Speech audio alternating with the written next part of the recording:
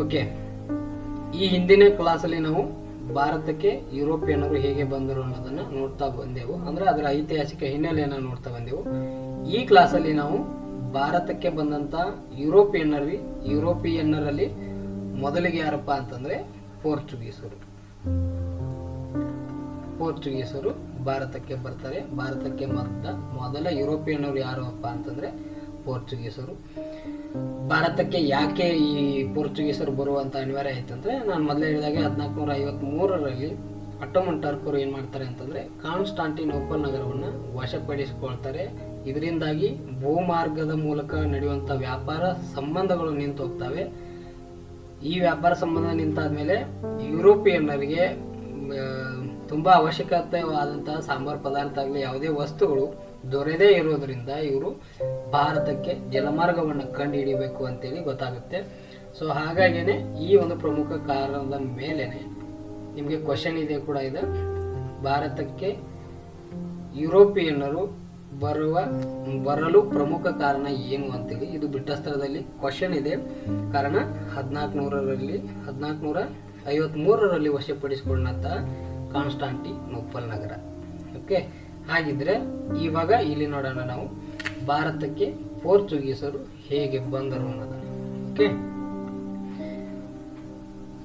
ಈ ಒಂದು ಘಟನೆ ಯಾವಾಗುತ್ತೆ ಅಂತಂದ್ರೆ 14ನೇ ಶತಮಾನದಲ್ಲಿ ಆಗುತ್ತೆ.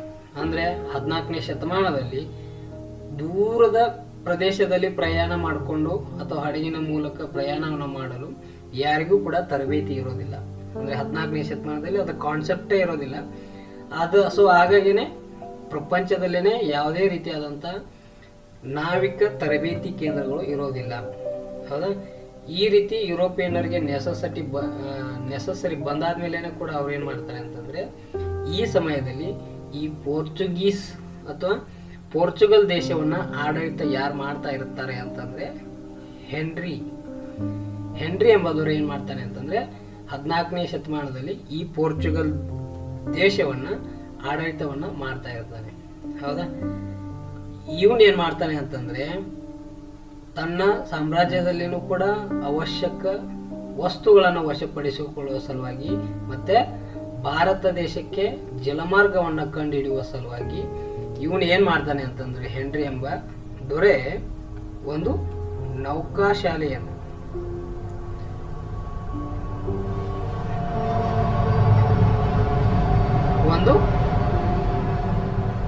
ಒಂದು ನೌಕಾಶಾಲೆಯನ್ನ ಪ್ರಾರಂಭ ಮಾಡ್ತಾನೆ. ಯಾರು? ಹೆನ್ರಿ ಎಂಬ ದೊರೆ. ಈ ನೌಕಾಶಾಲೆಯಲ್ಲಿ ಅವನು ಏನ್ ಮಾಡ್ತಾನೆ ಅಂತಂದ್ರೆ, ನಾವಿಕರಿಗೆ ತರಬೇತಿಯನ್ನ ನೀಡ್ತಾನೆ. ಅಂದ್ರೆ ಈ ದೂರದ ಪ್ರದೇಶವನ್ನು ಕಂಡುಹಿಡಿಯುವ ಸಲುವಾಗಿ ಅವರಿಗೆ ಸಮುದ್ರದ ಮಾರ್ಗ ಹೋಗುವ ಸಲುವಾಗಿ ಹೇಗೆ ಯಾವ ಸಂದರ್ಭದಲ್ಲಿ ಅದನ್ನ ನಾವು ಎದುರಿಸಬೇಕು ಅಂತೇಳಿ ನಾವಿಕರಿಗೆ ತರಬೇತಿಯನ್ನ ಕೊಡುವ ಸಲುವಾಗಿ ಒಂದು ನೌಕಾ ತರಬೇತಿ ಶಾಲೆಯನ್ನ ಇವನೇನ್ ಮಾಡ್ತಾನೆ ಅಂತಂದ್ರೆ ನಿರ್ಮಾಣ ಮಾಡ್ತಾನೆ. ಓಕೆ, ನಿಮ್ಗೆ ಗೊತ್ತಿರ್ಲಿ, ಹೆನ್ರಿ ಎಂಬುದವರೇ ಕೇವಲ ನೌಕಾ ತರಬೇತಿ ಶಾಲೆಯನ್ನ ಮಾತ್ರನೇ ಸ್ಥಾಪನೆ ಮಾಡ್ತಾನೆ. ಪ್ರಪಂಚದಲ್ಲೇ ಮೊದಲ ಬಾರಿಗೆ ನೌಕಾ ತರಬೇತಿ ಶಾಲೆಯನ್ನ ಸ್ಥಾಪನೆ ಮಾಡಿರುವ ಸಲುವಾಗಿ ಇವನ್ಗೆ ಏನಂತ ಬಿರುದು ಬರುತ್ತೆ ಅಂತಂದ್ರೆ ದಿ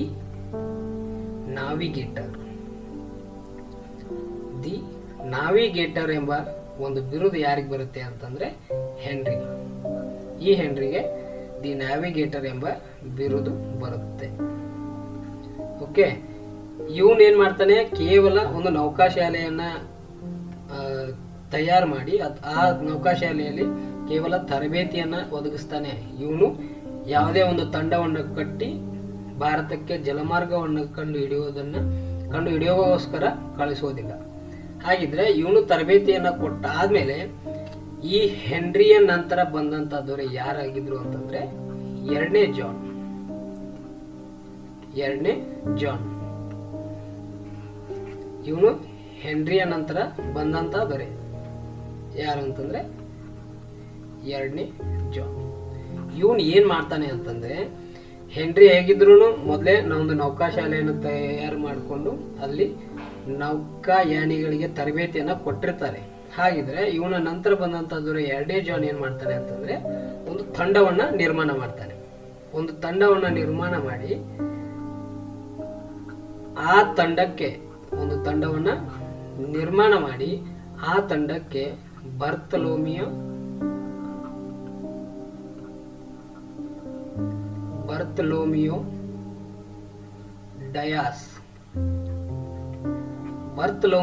ಡಯಾಸ್ ಎಂಬವನನ್ನ ಆ ತಂಡದ ಮುಖ್ಯಸ್ಥನನ್ನಾಗಿ ಮಾಡ್ತಾನೆ.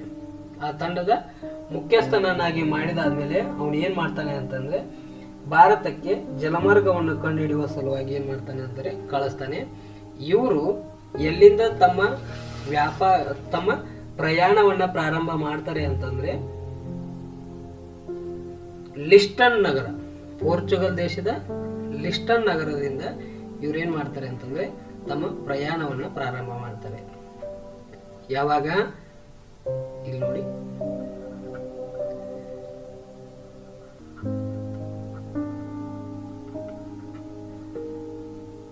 ಪೋರ್ಚುಗಲ್ ಸಾಮ್ರಾಜ್ಯದ ಲಿಸ್ಟನ್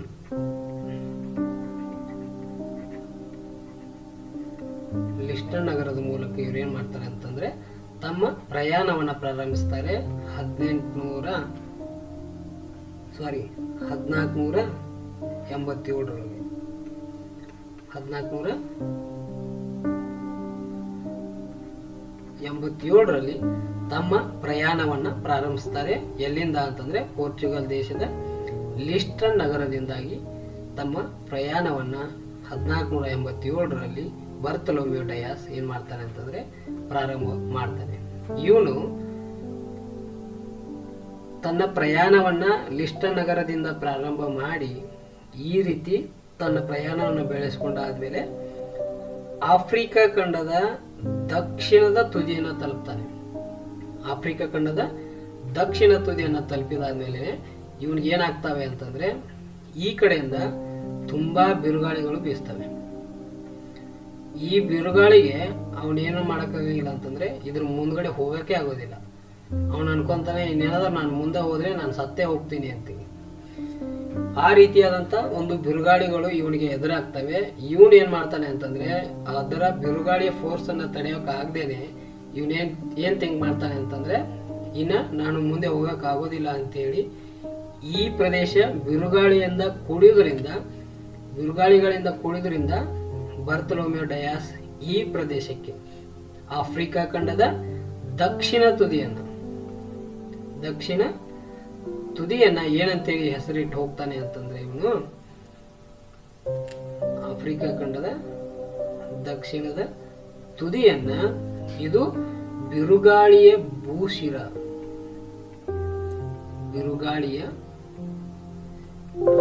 ಅಂತೇಳಿ ಹೆಸರಿಟ್ಟು ಏನ್ ಮಾಡ್ತಾನೆ ಅಂತಂದ್ರೆ ಹೋಗ್ತಾನೆ. ಮರಳಿ ಎಲ್ಲಿ ಹೋಗ್ತಾನೆ ಅಂತಂದ್ರೆ ತನ್ನ ದೇಶಕ್ಕೆ ಮರಳಿ ಏನ್ ಮಾಡ್ತಾನೆ ಅಂತಂದ್ರೆ ಇವನು ಹೋಗ್ತಾನೆ. ಸೊ ಇವನು ಹೋದಾದ್ಮೇಲೆ ತನ್ನ ವರದಿಯನ್ನ ಏನ್ ಮಾಡ್ಬೇಕು, ಅವನ ಕಳಿಸಿದಂತ ದೊರೆ ಆದಂತ ಜಾನ್ಗೆ ಹೇಳಬೇಕಲ್ಲ. ಸೊ ಹಾಗಾಗಿ ಅವನು ಕೇಳ್ತಾನೆ ಏನಾಯ್ತು, ಯಾಕೆ ವಾಪಸ್ ಬಂದಿ, ಭಾರತ ದೇಶಕ್ಕೆ ಜಲಮಾರ್ಗವನ್ನ ಕಂಡು ಹಿಡಿದ್ರ ಅಂತೇಳಿ ಕೇಳಿದಾದ್ಮೇಲೆ ಇವನು ಹೇಳ್ತಾನೆ ಬರ್ತಲೋಮಿಯೋ ಡಯಾಸ್, ಇಲ್ಲ ರೀ ನಾನು ಇಲ್ಲಿ ಹೋದಾದ್ಮೇಲೆ ಅಲ್ಲಿ ಎಷ್ಟು ಬಿರುಗಾಳಿ ಬೀಸ್ತಾ ಇದ್ದಾವ ಅಂತಂದ್ರೆ ನಾನು ಮುಂದೆ ಹೋಗಕ್ಕೆ ಆಗೋದಿಲ್ಲ. ನಾನು ಒಂದ್ ವೇಳೆ ಮುಂದೆ ಹೋದ್ರೆ ನಾನು ಸತ್ಯ ಹೋಗ್ತೀನಿ. ಸೊ ಹಾಗಾಗೇನೆ ಆ ಒಂದು ಪ್ರದೇಶ ಎದರಿಂದ ತುಂಬಿದೆ ಅಂತಂದ್ರೆ ಬಿರುಗಾಳಿಯಿಂದ ತುಂಬಿದೆ. ಸೊ ಹಾಗಾಗಿ ಅದು ಬಿರುಗಾಳಿಯ ಭೂಶಿರ ಅಂತೇಳಿ ಯಾರು ಹೆಸರಿಸ್ತಾರೆ, ಬರ್ತಲೋಮಿಯೋ ಡಯಾಸ್ ಹೆಸರಿಸ್ತಾನೆ. ಅದಕ್ಕೆ 2ನೇ ಜಾನ್ ಹೇಳ್ತಾನೆ ಅದು ಅಷ್ಟೊಂದು ಬಿರುಗಾಳಿಯಿಂದ ತುಂಬಿದೆ ಅಂತಂದ್ರೆ ಅದು ಬಿರುಗಾಳಿಯ ಭೂಶಿರ ಅಲ್ಲ, ಅದ್ರ ಮುಂದೆ ಏನೋ ಒಂದು ಒಳ್ಳೇದಾಗೋದಿದೆ. ಸೊ ಹಾಗಾಗಿನೇ ಅದು ಬಿರುಗಾಳಿಯ ಭೂಶಿರ ಅಲ್ಲ ಹುಚ್ಚ, ಅದು ಏನಪ್ಪಾ ಅಂತಂದ್ರೆ ಒಳ್ಳೆಯ ಭರವಸೆಯ ಭೂಶಿರ, ಒಳ್ಳೆಯ ಭರವಸೆಯ ಭೂಶಿರ ಅಂತ ಹೇಳ್ತಾನೆ. ಇವನೇನ್ ಹೇಳ್ತಾನೆ, ಇದನ್ನ ಕೇಫ್ ಆಫ್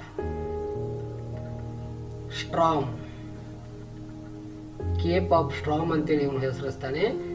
ಇದನ್ನ 2ನೇ ಜಾನ್ ದೊರೆ ಇದು ಒಳ್ಳೆಯ ಭರವಸೆಯ ಭೂಶಿರ, ಕೇಫ್ ಆಫ್ ಗುಡ್ ಹೋಪ್ ಅಂತೇಳಿ ಇವನು ಕರೀತಾನೆ. ಯಾರು? 2ನೇ ಜಾನ್. ಅಂದ್ರೆ ಇವನು ಹೇಳ್ತಾನೆ ಎರಡನೇ ಜಾನ್ ಯಾರಿಗೆ, ಬರ್ತಲೋಮೆ ಡಯಾಸ್, ಕುಣಿಯಕ್ಕೆ ಬರಲಿಲ್ಲ ಅಂತಂದ್ರೆ ನೆಲ ಡೊಂಕ ಅಂತೇಳಿ. ಸೊ ನಿನಗೆ ಇಲ್ಲಿ ಹೋಗಕ್ಕೆ ಆಗಲಿಲ್ಲ ಅಂತೇಳಿ ಇದನ್ನ ಈ ರೀತಿ ಹೆಸರಿಸ್ತೀಯ ಅಂತೇಳಿ, ಭಾಳ ಚೆನ್ನಾಗಿದೆಯಾ ಬಾ ವಾಪಸ್ ಅಂತ ಹೇಳ್ಕೊಂಡು ಇವನೇನು ಮಾಡ್ತಾನೆ, ಬರ್ತಲೋಮೆ ಡಯಾಸ್ನ ಒಂದು ಮಾತನ್ನು ಸ್ವೀಕರಿಸಿ ಭಾರತ ದೇಶಕ್ಕೆ ಜಲಮಾರ್ಗವನ್ನು ಕಂಡು ಹಿಡಿಯೋದು ಆಗೋದಿಲ್ಲ ಅನ್ಕೊಂಡು ಏನು ಮಾಡ್ತಾರೆ ಅಂತಂದರೆ ಬಿಟ್ಬಿಡ್ತಾರೆ. ಹಾಗಿದ್ರೆ ಎರಡನೇ ಜಾನನ ನಂತರದಲ್ಲಿ ಬಂದಂಥ ದೊರೆ ಯಾರಪ್ಪ ಅಂತಂದರೆ ಇಮ್ಯಾನ್ಯುವೆಲ್.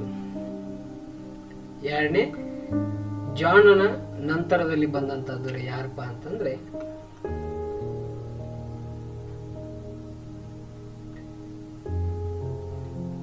ಇಮ್ಯಾನ್ಯುವೆಲ್.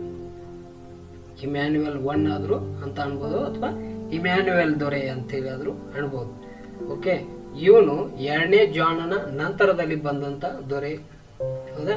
ಹಾಗಿದ್ರೆ ಇವನಿಗೆ ಗೊತ್ತಿರುತ್ತೆ ಭಾರತ ದೇಶಕ್ಕೆ ಜಲಮಾರ್ಗವನ್ನು ಕಂಡು ಹಿಡಿಯಕ್ಕೆ ಹೋದಂಥವ್ರು ದಕ್ಷಿಣ ಆಫ್ರಿಕಾ ಖಂಡದ ದಕ್ಷಿಣ ತುದಿ, ಆಫ್ರಿಕಾ ಖಂಡದ ದಕ್ಷಿಣ ತುದಿಯನ್ನು ತಲುಪಿ ಅಲ್ಲಿ ಬಿರುಗಾಳಿಯಿಂದ ಕೂಡಿದೆ ಅಂತ ಹೇಳಿ ಇವನು ಏನು ಮಾಡ್ತಾನೆ ಅಂತಂದ್ರೆ, ಇವನು ಗೊತ್ತಾದ್ಮೇಲೆ ಇನ್ನೊಂದು ತಂಡವನ್ನ ರಚನೆ ಮಾಡಿಕೊಂಡು ಇವನು ಕಳಿಸುವಂತ ವ್ಯವಸ್ಥೆಯನ್ನ ಮಾಡಂಗಿಲ್ಲ.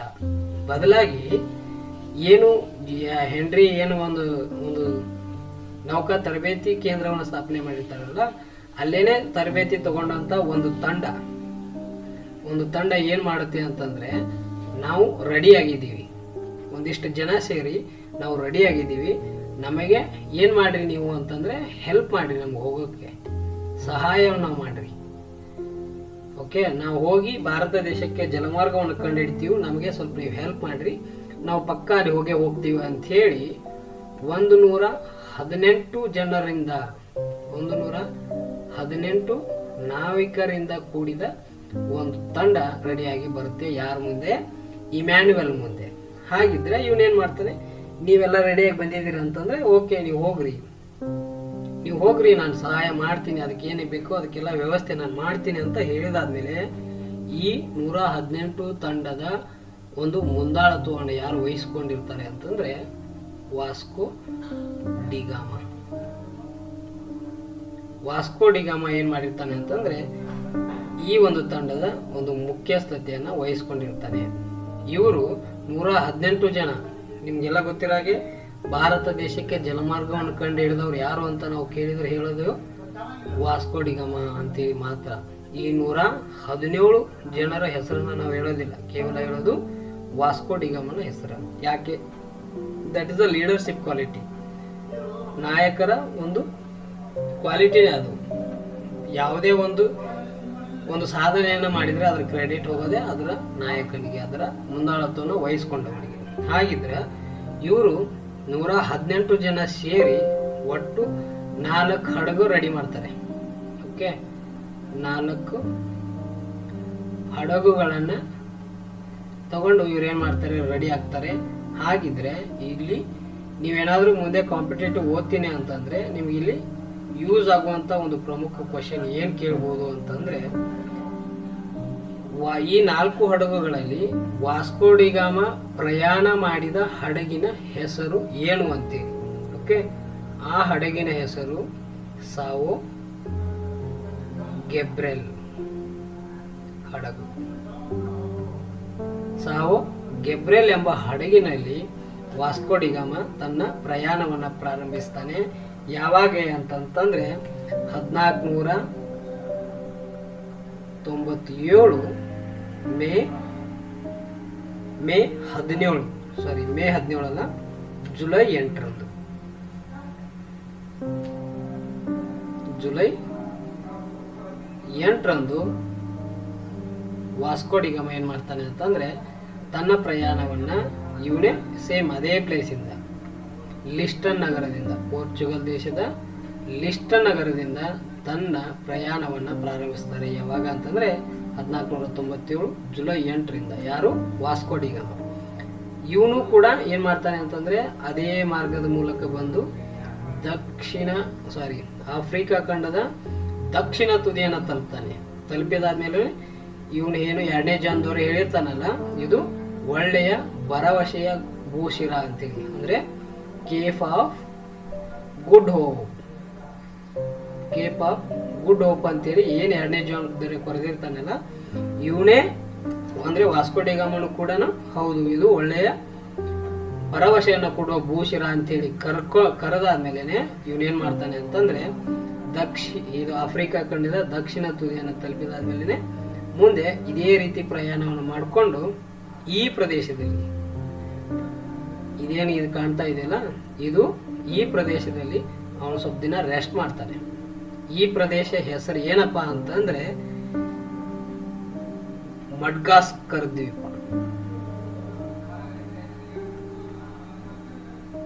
ಮಡ್ಗಾಸ್ಕರ್ ದ್ವೀಪ ಪ್ರಸ್ತುತ ಇದ್ರ ಯಾರ ಅಂಡರ್ ಒಳಗಿದೆ ಅಂತಂದ್ರೆ ಇದು ಆಫ್ರಿಕಾ ಖಂಡದ ಒಂದು ಅಂಡರ್ ಅಲ್ಲಿ ಬರುತ್ತೆ. ಓಕೆ, ಇವನು ತನ್ನ ಪ್ರಯಾಣವನ್ನ ಏನ್ ಮಾಡ್ತಾನೆ, ಆಫ್ರಿಕಾ ಖಂಡದ ದಕ್ಷಿಣ ತುದಿಯಿಂದ ಸ್ವಲ್ಪ ಮುಂದೆ ಬಂದಾದ್ಮೇಲೆ ಇವನೇನ್ ಮಾಡ್ತಾನೆ ಅಂತಂದ್ರೆ ಮಡ್ಗಾಸ್ಕರ್ ದ್ವೀಪದೊಳಗೆ ಹೋಗ್ತಾನೆ. ಯಾರು? ವಾಸ್ಕೋ ಡಿ ಗಾಮ. ಇಲ್ಲಿ ಹೋದಾದ್ಮೇಲೆ ಸ್ವಲ್ಪ ದಿನ ರೆಸ್ಟ್ ಮಾಡ್ತಾನೆ. ರೆಸ್ಟ್ ಮಾಡಿದಾದ್ಮೇಲೆ ಇವನೇನ್ ಮಾಡ್ತಾನೆ, ತನ್ನ ಪ್ರಯಾಣವನ್ನ ಮುಂದುವರಿಸ್ತಾನೆ. ನಾನು ಈ ಹಿಂದಿಗಳೇ ಇರುವಂತ ಕ್ಲಾಸಲ್ಲಿ ಹೇಳಿದಾಗೇನೆ ಏಷ್ಯಾ ಖಂಡದ ಪಶ್ಚಿಮದ ಎಲ್ಲ ಭೂಪ್ರದೇಶ ಅಥವಾ ಸಮುದ್ರದ ಪ್ರದೇಶ ಯಾರ ನಿಯಂತ್ರಣದೊಳಗಿದ್ದು ಅವಾಗ ಅಂತ ನಾನು ಹೇಳಿದೆ ಅರಬ್ಬರ ಒಂದು ನಿಯಂತ್ರಣದಲ್ಲಿ ಇದಾವೆ ಅಂತ ಹೇಳಿದೆ. ಹಾಗಿದ್ಮೇಲೆ ಈ ಅರಬ್ಬಿ ಸಮುದ್ರವು ಕೂಡ ಅವಾಗ ಯಾರ ನಿಯಂತ್ರಣದಲ್ಲಿತ್ತು ಅಂತಂದಂಗಾಯ್ತು, ಅರಬ್ಬರ ಒಂದು ನಿಯಂತ್ರಣದಲ್ಲೇ ಇತ್ತು ಅಂತೇಳಿ ಅರ್ಥ ಆಯ್ತು. ಹಾಗಿದ್ದಾದ್ಮೇಲೆ ಇವನು ಇವಾಗ ಮಡ್ಗಾಸ್ಕರ್ ದ್ವೀಪದಿಂದ ತನ್ನ ಪ್ರಯಾಣವನ್ನು ಮುಂದುವರಿಸ್ತಾನೆ. ತನ್ನ ಪ್ರಯಾಣವನ್ನು ಮುಂದುವರಿಸಿದಾದ್ಮೇಲೆ ಇಲ್ಲಿ ಬರ್ತಾನೆ. ಇಲ್ಲಿ ಬಂದಾದ್ಮೇಲೆ ಅರಬ್ಬರು ಏನ್ ಮಾಡ್ತಾರೆ ಅಂತಂದ್ರೆ ಇವನ್ ಮೇಲೆ ಅಟ್ಯಾಕ್ ಮಾಡ್ತಾರೆ. ಅಂದ್ರೆ ಇವನ್ ಮೇಲೆ ಅಪೋಸ್ ಮಾಡ್ತಾರೆ. ಯಾರು ನೀನು ಇಲ್ಲಿ ಯಾಕೆ ಬಂದಿದ್ಯಾ, ನಮ್ಮ ನಿಯಂತ್ರಣದಲ್ಲಿರುವಂತ ಭೂಪ್ರದೇಶ ಇದು ಅಂತೇಳಿ ಏನ್ ಮಾಡ್ತಾರೆ ಅಂತಂದ್ರೆ ಅವನ ಮೇಲೆ ಅಟ್ಯಾಕ್ ಮಾಡ್ತಾನೆ. ಇವನು ವಾಸ್ಕೋ ಡಿ ಗಾಮ ಏನ್ ಮಾಡ್ತಾನೆ ಅಂತಂದ್ರೆ ತನ್ನ ಚಾಣಾಕ್ಷತೆಯನ್ನು ಉಪಯೋಗಿಸ್ಕೊಂಡು ಅರಬ್ಬರ ಒಂದು ಏನಿದೆ ಅಟ್ಯಾಕ್ ಮಾಡ್ತಾರಲ್ಲ ಅದನ್ನೆಲ್ಲ ಅಪೋಸ್ ಮಾಡ್ಕೊಂಡಾದ್ಮೇಲೆ ಈ ಅರಬ್ಬರ ನಾವಿಕರ ಸಹಾಯದಿಂದಲೇ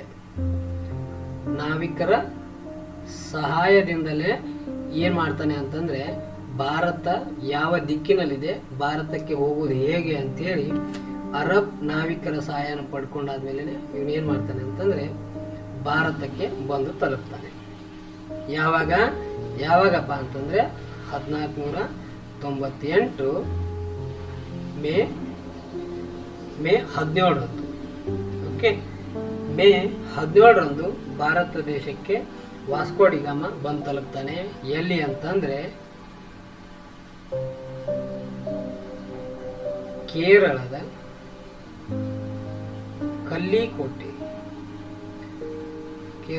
ಕಲ್ಲಿಕೋಟೆ ಸಮೀಪದ ಕಪ್ಪಡ್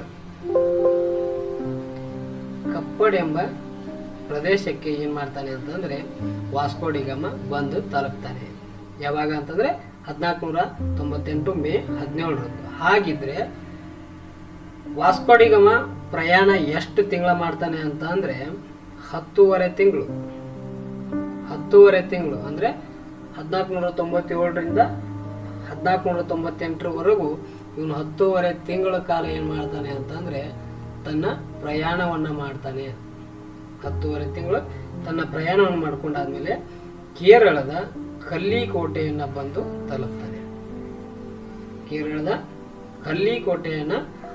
ತಲುಪ್ತಾನೆ. ಆ ಟೈಮ್ನಲ್ಲಿ ಈ ಪ್ರದೇಶವನ್ನು ಯಾರು ಆಡಳಿತ ಮಾಡ್ತಾ ಇರ್ತಾರೆ ಅಂತಂದ್ರೆ ಜಾಮೋರಿಯನ್ ದೊರೆ. ಆ ಪ್ರದೇಶದಲ್ಲಿ ಯಾರು ಆಡಳಿತ ಮಾಡ್ತಾ ಇರ್ತಾರೆ ಅಂತಂದ್ರೆ ಜಾಮೋರಿಯನ್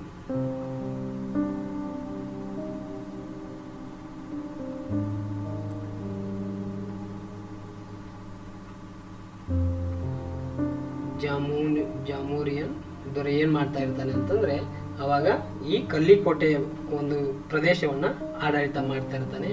ಇವನ್ ಏನ್ ಮಾಡ್ತಾನೆ ಅಂತಂದ್ರೆ ಭಾರತಕ್ಕೆ ಈ ರೀತಿ ಜಲಮಾರ್ಗವನ್ನು ಕಂಡಿಡಿದ ವಾಸ್ಕೋ ಡಿ ಗಾಮನನ್ನು ಏನ್ ಮಾಡ್ತಾನೆ ಅಂತಂದ್ರೆ ಇವನು ಸ್ವಾಗತ ಮಾಡ್ತಾನೆ. ಅದ್ದೂರಿ ಸ್ವಾಗತ, ಹೂವೆಲ್ಲ ಹಾಕಿ ಆಡಂಬರದಿಂದ ಅವನು ಬರಮಾಡಿಕೊಂಡು ಅದ್ದೂರಿ ಸ್ವಾಗತವನ್ನು ಮಾಡ್ಕೊಳ್ತಾನೆ. ಆಮೇಲೆ ಅದ್ದೂರಿ ಸ್ವಾಗತ ಆದ್ಮೇಲೆ ಕೇಳ್ತಾನೆ ಯಾವ ಒಂದು ಉದ್ದೇಶಕ್ಕಾಗಿ ಬಂದ್ರಿ, ಏನು ಯಾಕೆ ಅಂತ ಎಲ್ಲ ಕೇಳಿದಾದ್ಮೇಲೆ ಇವನೇನ್ ಮಾಡ್ತಾನೆ, ವಾಸ್ಕೋ ಡಿ ಗಾಮ ನಾನು ಭಾರತದೊಂದಿಗೆ ವ್ಯಾಪಾರ ಸಂಬಂಧವನ್ನು ಮಾಡುವ ಸಲುವಾಗಿ ಏನು ಮಾಡಿದ್ದೀನಿ ಅಂತಂದರೆ ಇಲ್ಲಿ ಬಂದಿದ್ದೀನಿ ಅಂತ ಹೇಳ್ತಾನೆ. ಸೊ ಹಾಗಾಗೇನೆ ಈ ಒಂದು ಪ್ರಮುಖ ಕಾರಣದಿಂದ ಬಂದೀಯಾ ಅಂತೇಳಿ ಅಂದ ತಕ್ಷಣ ಜಾಮೋರಿಯನ್ ದೊರೆ ಏನು ಮಾಡ್ತಾನೆ ಅಂದರೆ ವ್ಯಾಪಾರಕ್ಕೆ ಬೇಕಾದ ಎಲ್ಲ ಸವಲತ್ತುಗಳನ್ನು ಏನು ಮಾಡ್ತಾನೆ ಅಂತಂದರೆ ಜಾಮೋರಿಯನ್ ದೊರೆ ಇವನಿಗೆ ಕೊಡ್ತಾನೆ. ಯಾರಿಗೆ? ವಾಸ್ಕೋ ಡಿ ಗಾಮನಿಗೆ ಎಲ್ಲ ಸವಲತ್ತುಗಳನ್ನು ಕೊಡ್ತಾನೆ. ಆಮೇಲೆ ಅವ್ನು ನೀನು ರೆಸ್ಟ್ ಮಾಡೋಕ್ಕೆ ಒಂದು ಬಂಗ್ಲೆಯನ್ನು ಮಾಡಿಕೊಡ್ತಾನೆ. ಪ್ರತಿಯೊಂದು ಸವಲತ್ತುಗಳನ್ನು ಯಾರಿಗೆ ಕೊಡ್ತಾನೆ ಅಂತಂದರೆ ವಾಸ್ಕೋ ಡಿ ಗಾಮನಿಗೆ ಕೊಡ್ತಾನೆ. ಯಾರು? ಜಾಮೋರಿಯನ್ ದೊರೆ. ಈ ರೀತಿ ಎಲ್ಲ ಸವಲತ್ತುಗಳನ್ನು ತಗೊಂಡಾದ್ಮೇಲೆ ವಾಸ್ಕೋ ಡಿ ಗಾಮ ಏನು ಮಾಡ್ತಾನೆ? ಬರೋಬ್ಬರಿ 6 ತಿಂಗಳ ಕಾಲ ಇವನೇನು ಮಾಡ್ತಾನೆ ಅಂತಂದರೆ ಭಾರತದಲ್ಲಿ ಇರ್ತಾನೆ. ಆವಾಗ ಈ 6 ತಿಂಗಳ ಸಮಯದಲ್ಲಿ ಅವನಿಗೇನು ಗೊತ್ತಾಗುತ್ತೆ ಅಂತಂದರೆ ಭಾರತವು ಎಷ್ಟು ಸಂಪತ್ಭರಿತ ರಾಷ್ಟ್ರವಾಗಿದೆ, ಭಾರತದಲ್ಲಿ ಯಾವ ವಸ್ತು ತುಂಬ ಪ್ರಸಿದ್ಧವಾಗಿದೆ, ಭಾರತದಲ್ಲಿ ಯಾವ ವಸ್ತುಗಳ ಅಗತ್ಯ ತಮ್ಮ ದೇಶಕ್ಕೆ ಇದೆ ಅಂತೇಳಿ ಈ 6 ತಿಂಗಳಲ್ಲಿ ಏನು ಮಾಡ್ತಾನೆ? ಸ್ಟಡಿ ಮಾಡ್ತಾನೆ. ಎಲ್ಲ ನೋಡ್ಕೊಂಡು ಎಲ್ಲ ಪರಿಚಯ ಮಾಡ್ಕೊಂಡಾದ್ಮೇಲೆ ಇವನೇನು ಮಾಡ್ತಾನೆ ಅಂತಂದರೆ ವಾಪಸ್ ತನ್ನ ದೇಶಕ್ಕೆ ಹೋಗ್ತೀನಿ ಅಂತೇಳಿ 6 ತಿಂಗಳಾದ್ಮೇಲೆ ನಿರ್ಧಾರ ಮಾಡ್ತಾನೆ. ಇಲ್ಲಿ ಗಮನಿಸ್ಬೇಕು ಏನಪ್ಪಾ ಅಂತಂದರೆ ವಾಸ್ಕೋ ಡಿ ಗಾಮ ಯಾವಾಗ ಅಂದರೆ ಈ 10.5 ತಿಂಗಳು ಅವನೇನು ಪ್ರಯಾಣವನ್ನು ಮಾಡಿರ್ತಾನಲ್ಲ, ಅವನು ಪ್ರಯಾಣ ಮಾಡಿದಾಗ ಎಷ್ಟು ಖರ್ಚಾಗಿದೆ ಅಲ್ಲ, ಇವನು ವಾಪಸ್ ಹೋಗುವಂಥ ಸಮಯದೊಳಗೆ ಅದರ 60 ಪಟ್ಟು ಹೆಚ್ಚು, 60ರಷ್ಟು ಅದರ ಹೆಚ್ಚು ಸಂಪತ್ತನ್ನು ಭಾರತ ದೇಶದ ಸಂಪತ್ತನ್ನು ತಗೊಂಡು ಹೋಗ್ತಾನೆ. ಮತ್ತೆ ವ್ಯಾಪಾರದ ಅನುಮತಿಯನ್ನು ಪಡೆದುಕೊಳ್ತಾನೆ. ಯಾರಿಂದ? ಜಾಮೋರಿಯನ್ ದೊರೆಯಿಂದ. ಓಕೆ, ಭಾರತಕ್ಕೆ ಇರುವಂಥ ಸಂಪತ್ತನ್ನು ಒಯ್ತಾನೆ, ಒಂದಿಷ್ಟು ವ್ಯಾಪಾರದ ಅನುಮತಿಯನ್ನು ಪಡಿತಾನೆ. ಓಕೆ, ಈ ಅವನು ಬಂದ ಉದ್ದೇಶದ ಸಾಧನೆ ಅವನು ಮಾಡ್ಕೊಂಡು ಅವನು ಏನು ಮಾಡ್ತಾನೆ ಅಂತಂದರೆ ವಾಪಸ್ ತನ್ನ ದೇಶಕ್ಕೆ ಹೋಗ್ತಾನೆ. ಸೊ ಇವನು ಹೋದ ತಕ್ಷಣ ಭಾರತ ಮತ್ತು ಯುರೋಪ್ ರಾಷ್ಟ್ರಗಳ ನಡುವೆ ವ್ಯಾಪಾರ ಸಂಬಂಧಗಳು ನಡೀತವೆ. ಭಾರತಕ್ಕೆ ಮತ್ತು ತನ್ನ ಪೋರ್ಚುಗಲ್ ದೇಶದಿಂದ ಭಾರತಕ್ಕೆ ಜಲಮಾರ್ಗವನ್ನು ಕೂಡ ಇವನು ಕಂಡುಹಿಡಿತಾನೆ. ಓಕೆ, ಹಾಗಿದ್ದಾದ್ಮೇಲೆ ಇದನ್ನ ಕ್ವಶನ್ ಮಾಡಿದ್ದಾರೆ ಕಾಂಪಿಟೇಟಿವ್ ಅಲ್ಲಿ. ಏನಪ್ಪಾ ಅಂತಂದ್ರೆ ಭಾರತಕ್ಕೆ ವಾಸ್ಕೋ ಡಿ ಗಾಮ ಎಷ್ಟು ಸಾರಿ ಬಂದಂತೆ? ಒಟ್ಟು ಅವನು 3 ಸಾರಿ ಬರ್ತಾನೆ. ಯಾವಾಗ ಅಂತಂದ್ರೆ ಫಸ್ಟ್ನೇ ಸಾರಿ ಬಂದಿದ್ದು ಯಾವಾಗ ಅಂತಂದ್ರೆ 1498 ಮೇ 17ರಂದು ಇವನು ಏನು ಮಾಡ್ತಾನೆ? ಮೊದಲ ಸಾರಿ ಬರ್ತಾನೆ. 2ನೇ ಸಾರಿ 1502ರಲ್ಲಿ ಬರ್ತಾನೆ. 1502ರಲ್ಲಿ ಬಂದಾದ್ಮೇಲೆ ಸ್ವಲ್ಪ ದಿನ ತನ್ನ ಬಂದ ಉದ್ದೇಶಗಳನ್ನ ಇವನೇನು ಮಾಡ್ತಾನೆ? ಈಡೇರಿಸ್ಕೊತಾನೆ. ಅದಾದ ನಂತರ 1524ರಲ್ಲಿ 3ನೇ ಸಾರಿ ಬರ್ತಾನೆ. ಒಟ್ಟು 3 ಸಾರಿ ಏನು ಮಾಡ್ತಾನೆ ಅಂತಂದ್ರೆ ವಾಸ್ಕೋ ಡಿ ಗಾಮ ಭಾರತಕ್ಕೆ ಬರ್ತಾನೆ. ಬಂದಿರುವಂತ ಮೂರನೇ ಟೈಮ್ನಲ್ಲಿ ಇವನೇನು ಮಾಡ್ತಾನೆ ಅಂತಂದ್ರೆ ಕೇರಳದ ಕೊಚ್ಚಿಯಲ್ಲಿ